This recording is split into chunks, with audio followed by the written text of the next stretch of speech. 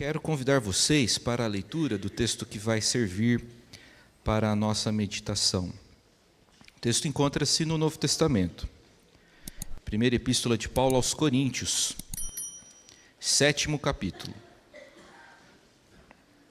Nós vamos dar continuidade à nossa série de reflexões sobre 1 Coríntios. No último domingo conversamos à noite sobre os primeiros versos do capítulo 7, os versos 1 a 9, e hoje vamos refletir acerca do restante do capítulo. 1 aos Coríntios 7, do verso 10 ao verso 40.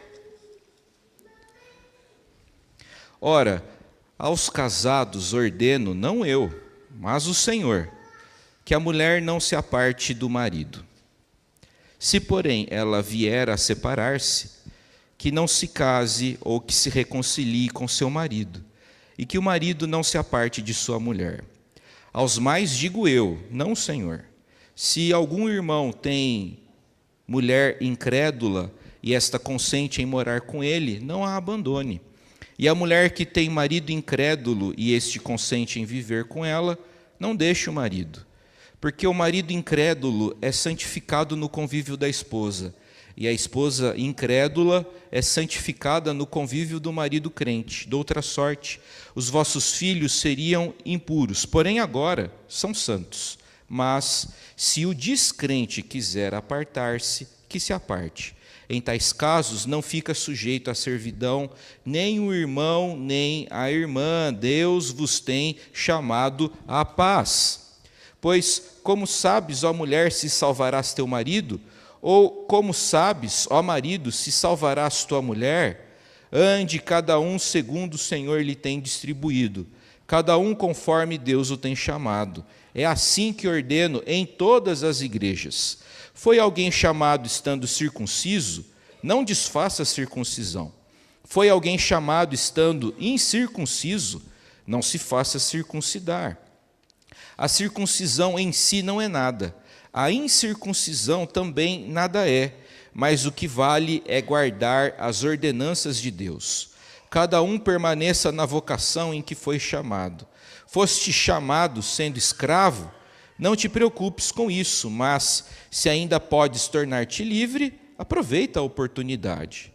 Porque o que foi chamado no Senhor, sendo escravo, é liberto do Senhor.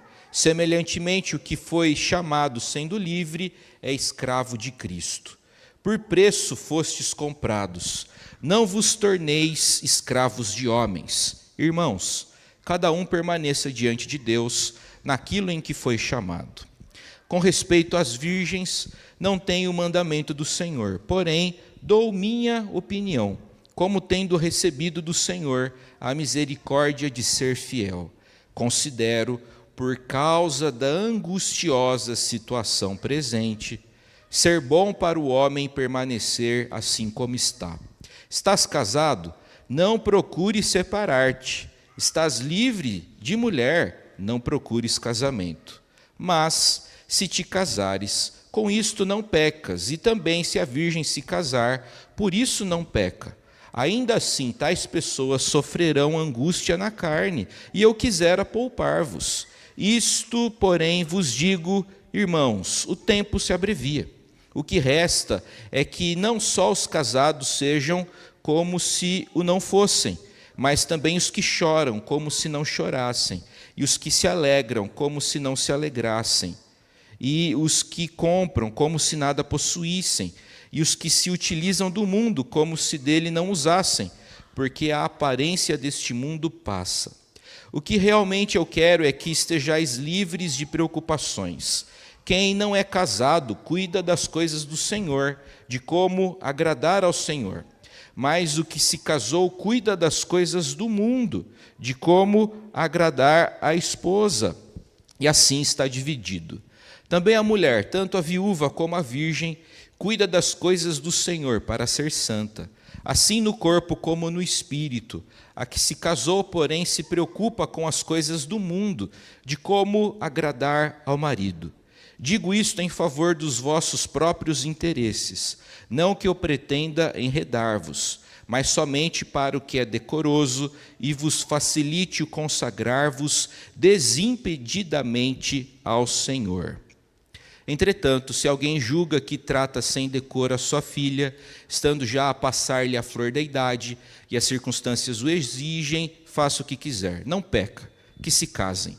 Todavia, o que está firme em seu coração, não tendo necessidade, mas domínio sobre o próprio arbítrio, e isto bem firmado no seu ânimo, para conservar virgem a sua filha, bem fará.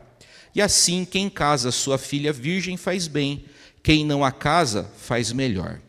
A mulher está ligada enquanto vive o marido, contudo, se falecer o marido, fica livre para casar com quem quiser, mas somente no Senhor. Todavia, será mais feliz se permanecer viúva, segundo a minha opinião. E penso que também eu tenho o Espírito de Deus. Vamos orar.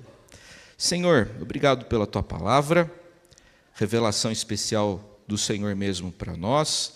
E agora imploramos a bênção, a graça de sermos iluminados, a fim de que possamos compreender a Tua vontade para nós e que, auxiliados por Tua palavra, possamos discernir o desejo, o querer do Senhor para nós. É a nossa oração e nós a fazemos no nome poderoso do Senhor Jesus. Amém. Semanas atrás, eu me deparei com um artigo na internet que me chamou a atenção. Esse artigo tratava sobre a nova tendência de relacionamento entre os jovens. O nome dessa nova tendência é agamia. A palavra agamia vem do grego a, que significa não ou sem, e gamos, que significa união íntima ou casamento. Talvez você não conheça a agamia pelo nome, mas seguramente já ouviu falar de muitos jovens que não querem se casar e ter filhos. Ou seja, agamia é o desinteresse por um relacionamento estável e romântico com uma outra pessoa. De acordo com o IBGE, em 2023, o número de pessoas solteiras no Brasil era de 81 milhões. E, em contrapartida, o número de pessoas casadas era de 63 milhões. Diante desses dados, diante desse cenário, surgem as seguintes perguntas: qual deve ser a postura do cristão?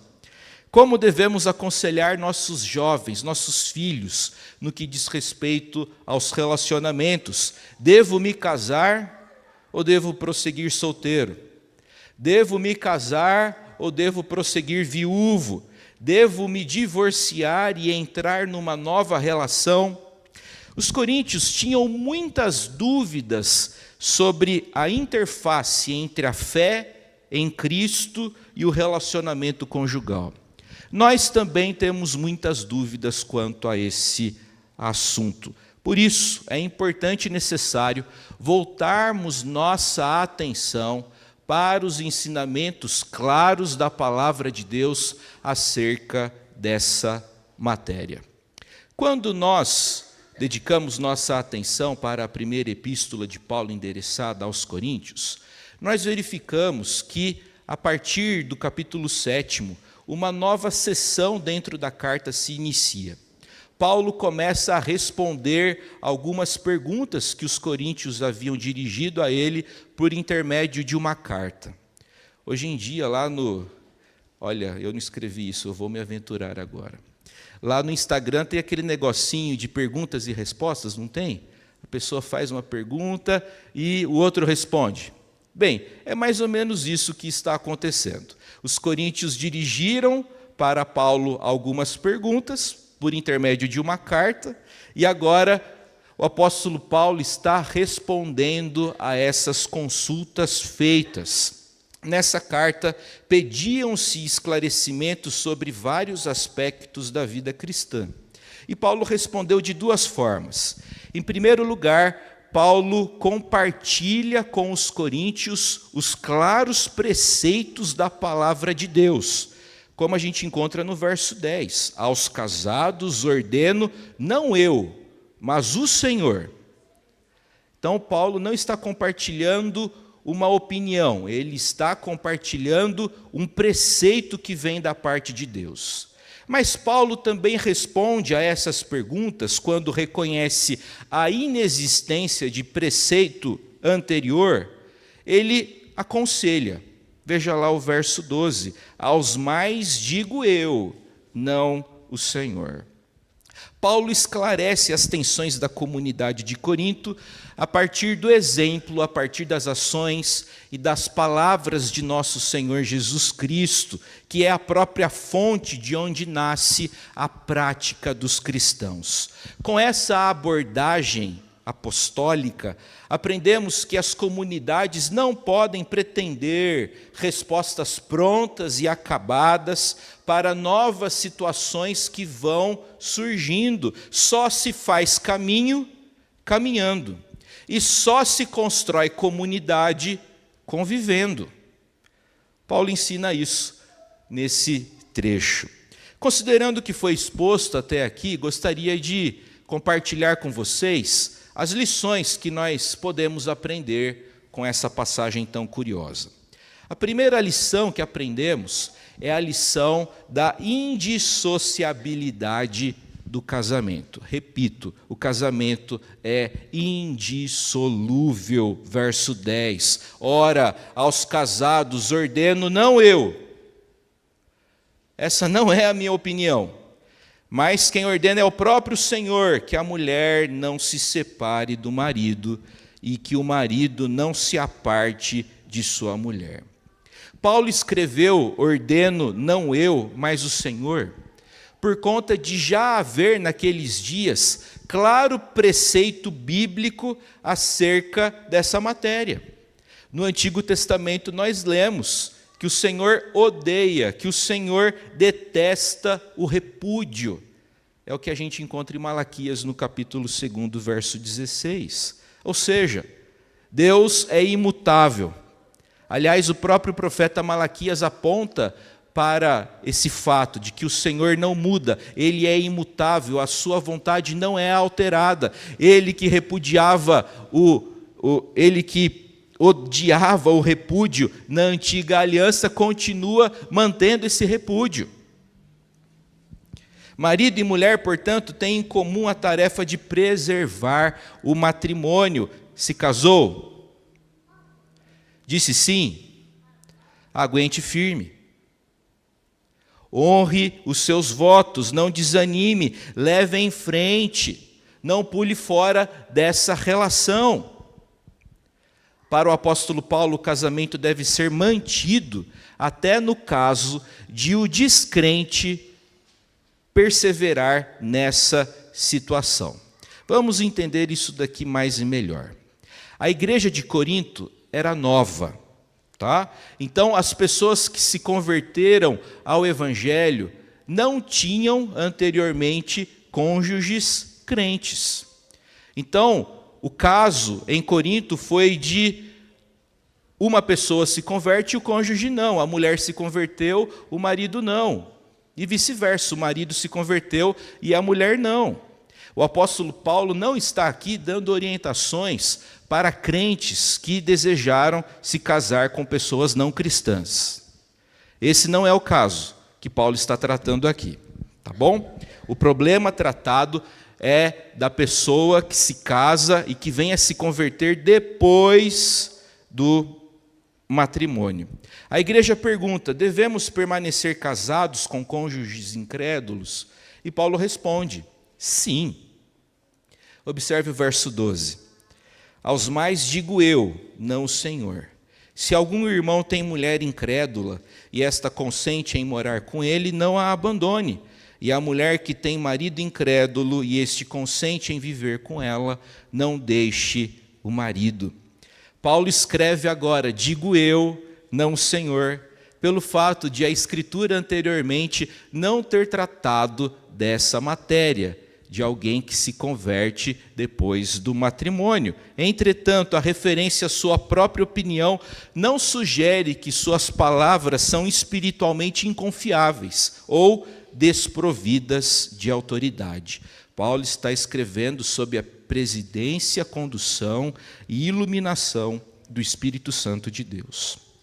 Alguns crentes coríntios compreendiam que, com a aceitação do Evangelho, desfaziam-se automaticamente todos os laços que prendiam o convertido à sociedade, inclusive o vínculo do casamento. Agora eu sou uma nova criatura. Pensando assim, alguns crentes coríntios achavam necessário que os cristãos se separassem dos cônjuges que não se converteram. Outros entendiam que se um esposo pagão se convertesse e a mulher não o seguisse nesse passo, ele deveria divorciar-se dela. Paulo estabelece uma regra, e ele vai afirmar: cada um permaneça na vocação em que foi chamado. As relações sociais não devem ser desfeitas por conta da conversão a Cristo. Pelo contrário, devem ser sublimadas e aperfeiçoadas por conta da conversão. Depois de convertido, aquele marido será melhor marido. Depois de convertida, aquela mulher será melhor esposa. Esse é o ponto defendido e sustentado pelo apóstolo Paulo nessa passagem. Ademais, um aspecto que chama-nos a atenção é que Paulo insiste no fato de que o cristão não deve tomar a iniciativa do divórcio.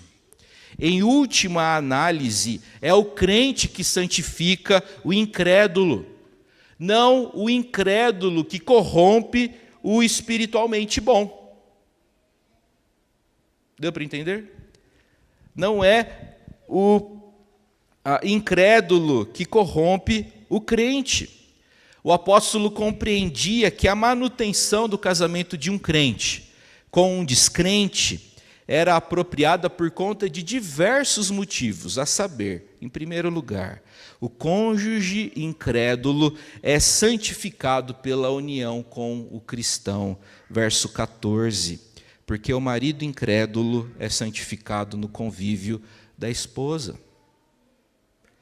O cônjuge crente traz para o descrente diversos benefícios, proteção espiritual. O cônjuge crente expõe a parte descrente à influência benéfica do Evangelho.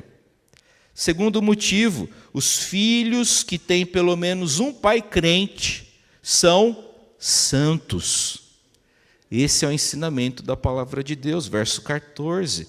De outra sorte, os vossos filhos seriam impuros, porém agora são santos. Eventualmente, é possível a parte que se converte desejar se separar do não cristão por imaginar que a influência do não cristão vai contaminar os filhos. Deus promete justamente o contrário em sua palavra. Terceiro motivo para o casamento ser mantido na convivência do cristão com o incrédulo, sempre existe a possibilidade de conversão do descrente. Enfim, o que Paulo está ensinando aqui é que o casamento é indissolúvel e Paulo estimula a sua manutenção. Entretanto, se a parte descrente tomar a iniciativa, que seja assim. Porque Paulo ensina: Deus vos tem chamado à paz. O crente não deve tomar a iniciativa do divórcio, uma vez que o casamento é indissolúvel. Prosseguindo, segunda lição que aprendemos com o texto: cada um permaneça na vocação em que foi chamado. Os versos 17 a 24 estão localizados entre as duas seções principais da passagem. Curiosamente, nenhum dos dois assuntos tratados aqui, circuncisão e escravidão, parecem ter relação com o assunto principal do capítulo 7. Todavia, a tríplice recomendação para permanecer no estado em que está, que aparece nos versos 17, 20 e 24, essa ideia domina todo esse parágrafo. O texto avança, preservando o princípio da permanência do atual estado. Verso 27, estás casado? Não procure separar-te. Estás livre de mulher? Não procure casamento. E Paulo justifica essa postura no verso 26, por causa da angustiosa situação presente. Aquele não era um tempo fácil. Aquele era um tempo de grandes mudanças, e a perseguição aos cristãos se intensificava cada vez mais. Então, ao considerarmos isso, podemos extrair algumas lições, sendo a primeira delas a seguinte: no meio das crises, cuidado com as decisões que você toma. Paulo está ensinando para a gente o seguinte: na hora difícil, não tome decisões com grandes repercussões. Se você está casado, prossiga casado. Se você está solteiro, não se case. No momento da crise, no momento da angústia muito profunda e intensa, nós corremos o risco de tomarmos decisões equivocadas e precipitadas. Portanto, não entre em um casamento para fugir de um problema. Ao mesmo tempo, não saia de um casamento por conta da última dificuldade. Não pense em separação imediatamente após uma situação de desentendimento. Não pense em separação depois de descobrir uma traição.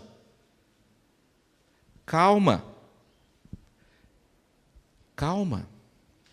Não tome decisões precipitadas. No momento difícil, Paulo está ensinando para a gente. É preferível perseverar a preterir. No momento difícil, é preferível manter a romper. É preferível insistir a desistir por conta da angustiosa situação presente. Na hora das crises e dificuldades, calma. Deixe essas decisões com grandes repercussões para um outro momento. Permaneça no estado em que você está. Terceira lição que aprendemos com essa passagem: o casado está dividido. O apóstolo Paulo compreendia que o casado está dividido, verso 34, visto que ele precisa agradar o seu cônjuge. Você que é casado, presta atenção em mim, por favor.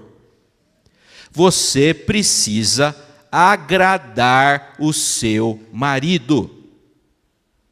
Você precisa agradar a sua esposa.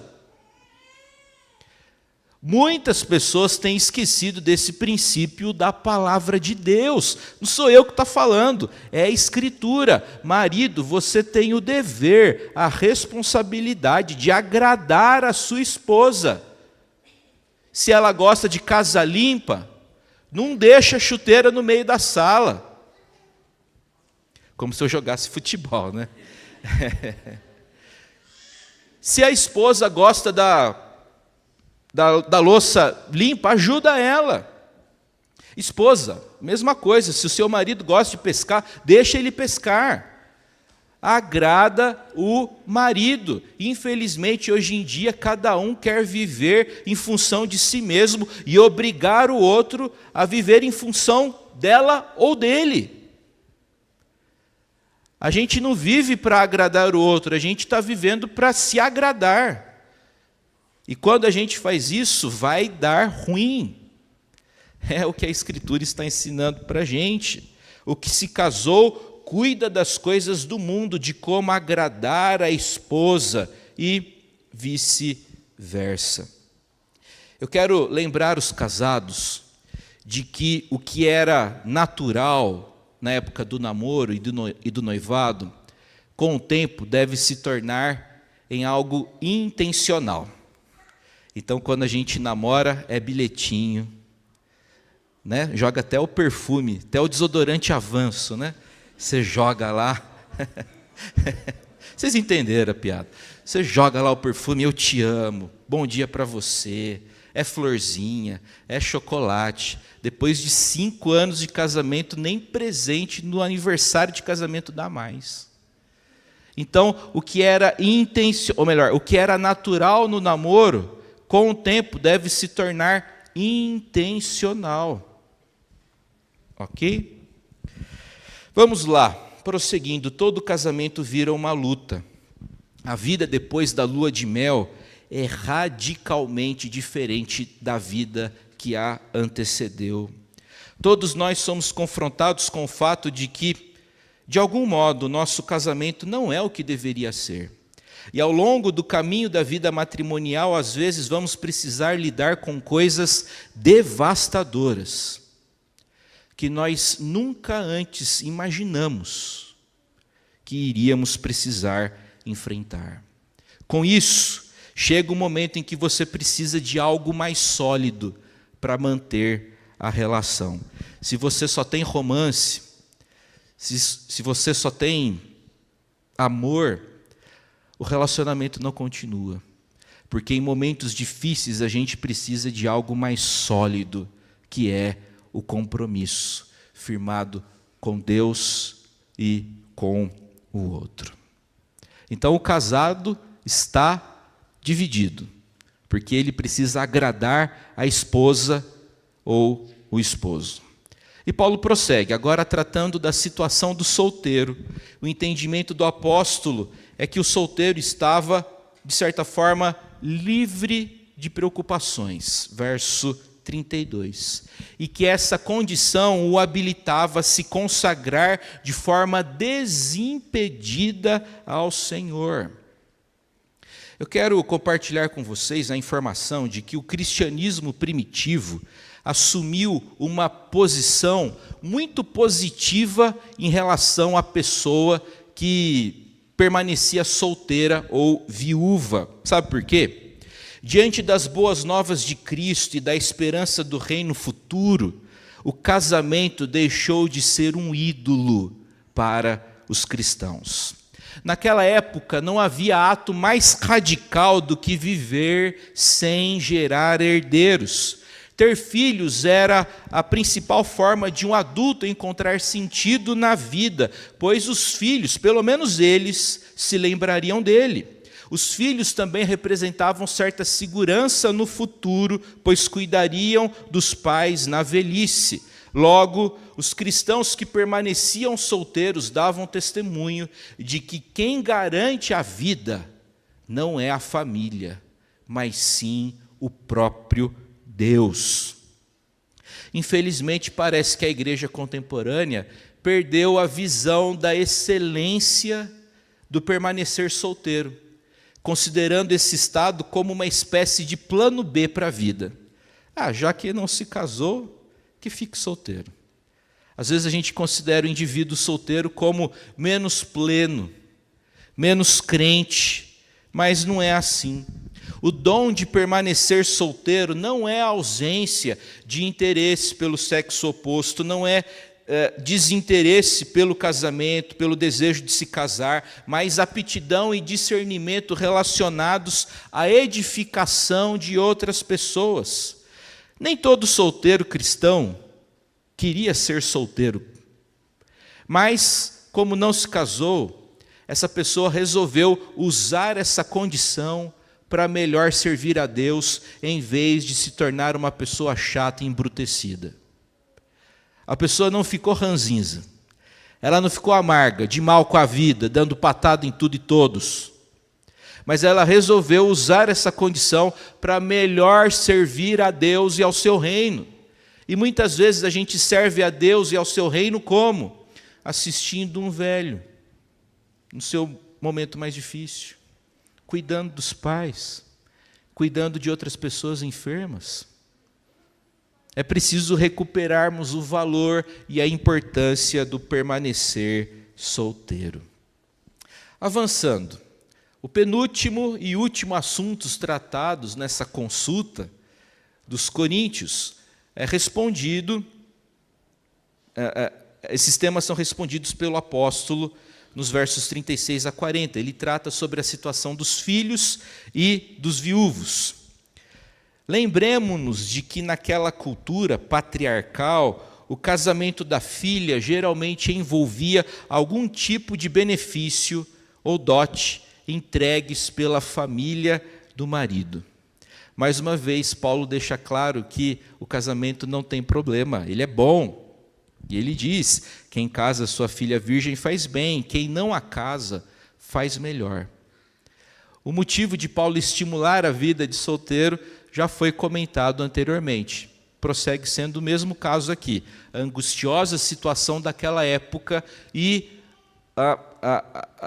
a intensificação da perseguição naqueles dias. Hoje em dia, os pais não decidem mais com quem os filhos vão se casar, mas é nossa competência alertar, ensinar.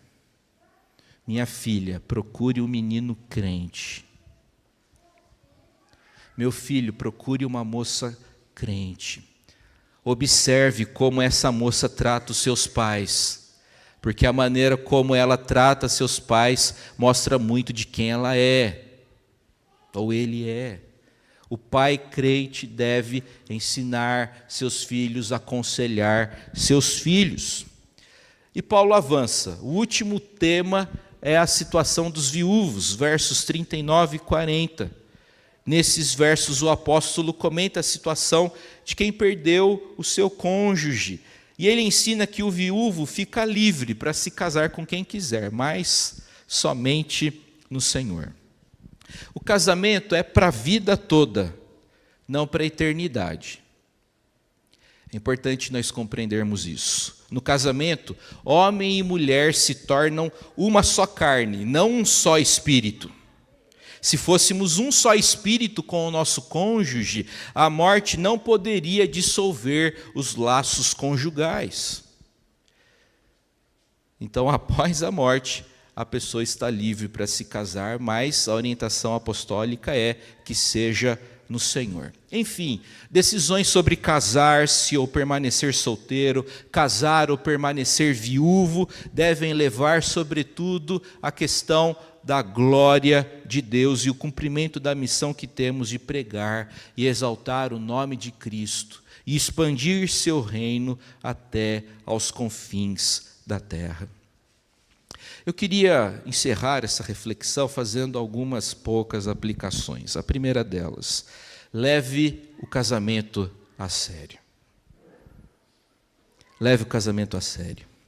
Para a Escritura, o casamento é indissolúvel. Segunda orientação, não tome a iniciativa do divórcio. Terceira aplicação, se divorciou, casou de novo, há graça de Deus para você.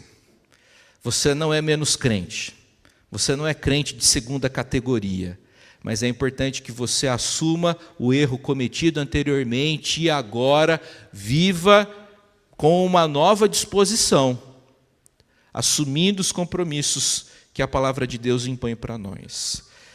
Outra aplicação, se você está para se casar, certifique-se de que o seu futuro marido ou esposa seja uma pessoa convertida. Outra aplicação, se você está casado com uma pessoa que ainda não é crente, faça todo o esforço para manter esse matrimônio. Que o Senhor abençoe você e a sua casa, a sua família e a nossa igreja, em nome de Jesus. Amém.